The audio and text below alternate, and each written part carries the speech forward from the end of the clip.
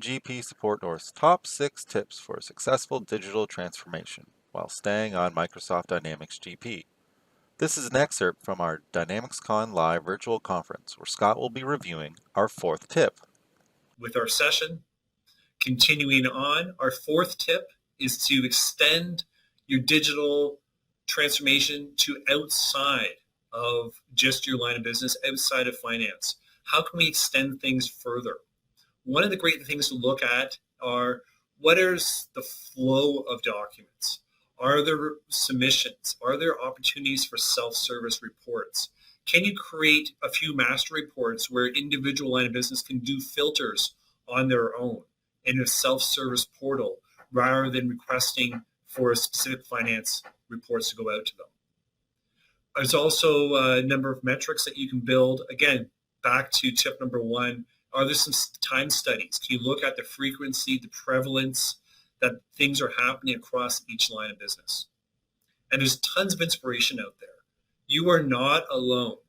There is inspiration from out the market, from your peers within the community, as well as through various third-party apps. So with that said, how to resolve? Let's look at some of these apps. Let's look at some of these best-of-breed approaches. And cloud applications, some are still on-premise and available, tightly integrated within your systems within GP. Many of the GP third-party providers also have cloud versions and are supporting the new Business Central cloud-based ERP as well. Others have come from the Dynamics Nav or even Sage and other competitive products, and being in the cloud are really embracing a lot more of the Microsoft community and integrations back into Dynamics GP. Why? Because GP is great and GP is here to stay. So you're seeing a lot of new applications out in the marketplace that are coming and integrating into Dynamics GP. So look at PO requisition and approvals, AP, AR, online billing, time and expense, leave management, vacation approvals. So you submit a vacation request off to a manager, the manager approves it or denies it. There's a feedback loop back to the individual, stuff gets tracked. We have compliance, we have HR, we have finance, we have links to payroll. All of that can be happen and used through mobile devices, through online self-serve portals. These are things that are digital transformation for the organization. Again, we keep GP as the core and we can augment it with these additional systems. One of the cool ones that I've seen recently is the online billing. You can send out online bills and create a portal to your clients, handles the communications, handles reminders for collections, and you got a little big brother approach that you can see when your clients have opened their invoice. So when it comes to collections management, hey, you're past your 30 days, you're past your 60 days, hey, you're up to 90 days.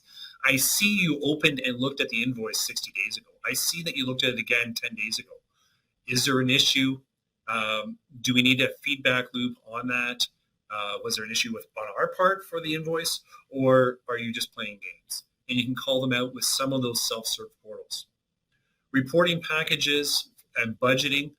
Budgeting and forecasting has been very popular. Obviously, we've all been doing budgets and forecasts on an annual basis for a number of years. GP allows you to put in your budgets, actual versus budget. But more and more organizations are trying to move to a quarterly forecast, trying to put a little more of a collaborative, fun approach. And with work from home and hybrid working, that needs to be in the cloud or needs to be in a system where you can access it remotely.